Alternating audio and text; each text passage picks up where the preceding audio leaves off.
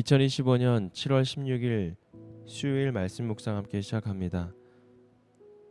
오늘 말씀은 요한계시록 11장 1절에서 13절까지 있는 말씀입니다. 저희는 세 번역으로 함께 말씀을 보고 있습니다. 함께 말씀을 묵상합니다. 나는 지팡이와 같은 측량자 하나를 받았는데 그때에 이런 말씀이 내게 들려왔습니다. 일어서서 하나님의 성전과 제단을 측량하고 성전에서 예배하는 사람들을 세어라. 그러나 그 성전의 바깥들은 측량하지 말고 내버려 두어라. 그것은 이방 사람들에게 내어 주었기 때문이다. 그들이 그 거룩한 도성을 42달 동안 짓밟을 것이다. 나는 내 두 증인에게 예언하는 능력을 줄 것이다. 그들은 1260일 동안 상복을 입고 예언할 것이다. 그들은 이 세상을 다스리시는 주님 앞에 서 있는 올리브 나무 두 그루요 촛대 두 개입니다. 그들을 해하려고 하는 사람이 있으면 그들의 입에서 불이 나와서 그 원수들을 삼켜버릴 것입니다. 그들을 해하려고 하는 사람은 누구나 이와 같이 죽임을 당하고 말 것입니다. 그들은 자기들의 예언 활동을 하는 동안에 하늘을 닫아 비가 내리지 못하게 할 수 있는 권세를 가지고 있습니다. 또 물을 피로 변하게 하는 권세와 그들이 원하는 대로 몇 번이든지 어떤 재앙이로든지 땅을 칠 수 있는 권세를 가지고 있습니다. 그러나 그들이 증언을 마칠 때에 아비소스에서 올라오는 짐승이 그들과 싸워서 이기고 그들을 죽일 것입니다. 그리고 그들의 시체는 그 큰 도시의 넓은 거리에 내버리게 될 것입니다. 그 도시는 영적으로 소돔 또는 이집트라고도 하는데 곧 그들의 주님이 십자가에 달리신 곳입니다. 여러 백성과 종족과 언어와 민족에 속한 사람들이 사흘 반 동안 그 두 예언자의 시체를 볼 것이며 그 시체가 무덤에 안장되는 것을 허락하지 않을 것입니다. 그리고 땅 위에 사는 사람들이 그 시체를 두고 기뻐하고 즐거워하고 서로 선물을 보낼 것입니다. 그것은 이 두 예언자가 땅 위에 사는 사람들을 괴롭혔기 때문입니다. 그러나 사흘 반이 지난 뒤에 하나님에게서 생명의 기운이 나와서 그들을 속으로 들어가니 그들이 제 발로 일어섰습니다. 그것을 목격한 사람들은 큰 두려움에 사로잡혔습니다. 이 두 예언자가 하늘로부터 자기들에게로 이리로 오너라 하는 큰 소리가 울려오는 것을 듣고 구름을 타고 하늘로 올라가니 그들의 원수들이 그것을 지켜보았습니다. 바로 그때에 큰 지진이 일어나서 그 도시의 10분의 1이 무너졌는데 그 지진으로 사람이 7천 명이나 죽었습니다. 그리고 살아남은 사람은 두려움에 쌓여서 하늘에 계신 아버지 하나님께 영광을 돌렸습니다. 아멘. 두 증인이라는 주제로 함께 말씀을 묵상합니다. 오늘 이 두 증인은 어두운 세상 속에서 서게 된 교회의 사명에 대한 이야기를 하고 있습니다. 요한계시록 11장은 심판의 흐름 속에 교회의 사명과 정체성을 깊이 보여줍니다.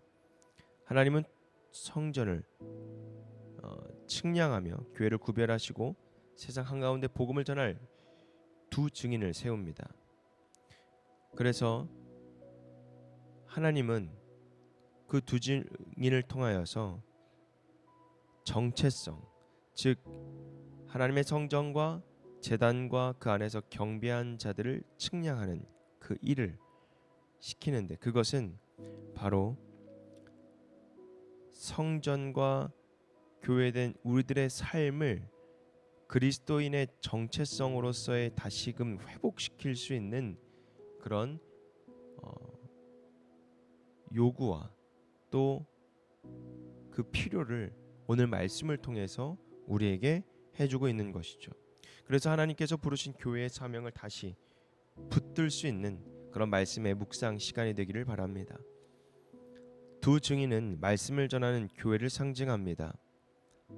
11절 3절 말씀 보면 11장 3절 말씀 보면 나는 내 두 증인에게 예언하는 능력을 줄 것이다. 그들은 1260일 동안 상복을 입고 예언할 것이다. 아멘. 두 증인은 상징적인 표현입니다. 구약적인 배경에서 보면 증인은 진리를 확증하기 위한 최소한의 수를 나타내고 신약에서는 교회의 예언적인 사명을 나타냅니다. 3년 반이라는 이 시간은 환란의 시간을 뜻합니다.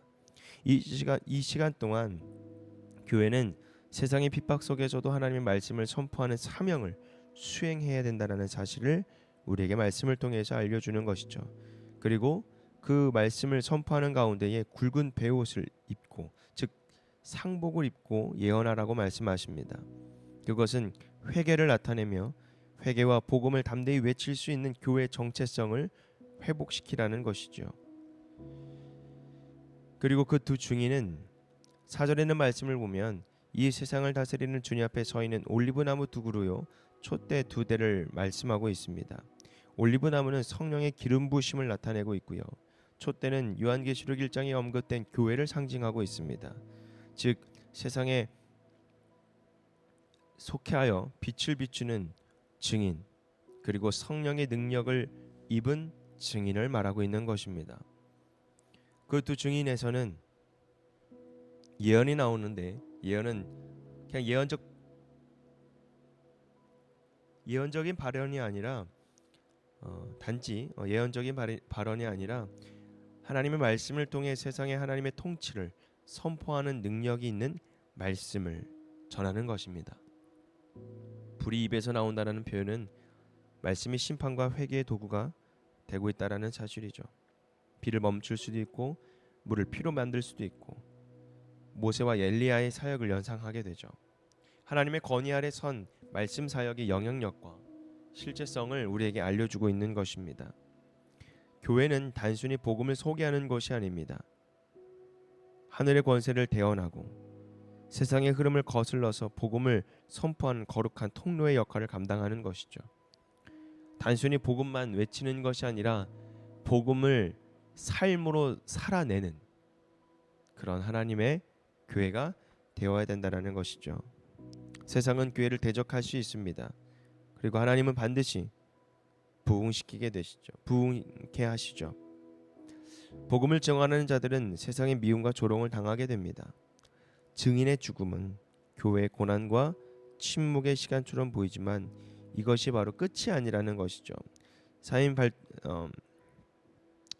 11절과 12절 말씀 보면 사흘 반이 지난 뒤에 하나님에게서 생명의 기운이 나와서 그들 속에 들어간다고 합니다. 그들이 제발로 일어나게 되죠. 그것을 목격한 사람들은 큰 두려움에 사로잡히게 됩니다. 하나님은 두 증인을 다시 살리십니다. 이는 교회의 부활과 승리를 보여주는 장면이죠. 여러분, 교회는 죽지 않습니다. 다시 일어섭니다. 그리고 그 일어섬은 하나님께서 하시는 일입니다. 결국에는 두 증인처럼 우리 또한 증언하는 교회가 되어야 한다라는 것입니다. 우리의 삶은 날마다 새로운 삶을 살아가고 있습니다. 새 생명을 얻고 새로운 삶을 보내는 저희들에게 하나님의 말씀을 전하는 증인으로서 정체성을 회복하는 일이 우리에게 얼마나 중요한지를 오늘 말씀을 통해서 알려주고 있습니다. 어쩌면 작은 교회일 수도 있습니다. 하지만 우리가 크고 작은 것을 따지는 것이 아니라 그 안에 하나님의 말씀이 담겨 있는지, 그리고 두 촛대처럼 빛을 비출 수 있는 공간이 있는지, 그리고 성령으로 충만한지, 우리가 강력한 그 사명을 감당할 수 있는 하나님의 사명자가 되어 가야 된다는 사실을 우리는 깨닫고 오늘 하루도 두 증인처럼 복음을 담대하게 선포할 수 있는 복된 하나님의 자녀들이 되기를 주님의 이름으로 축복합니다. 오늘 말씀 묵상 함께 마치겠습니다.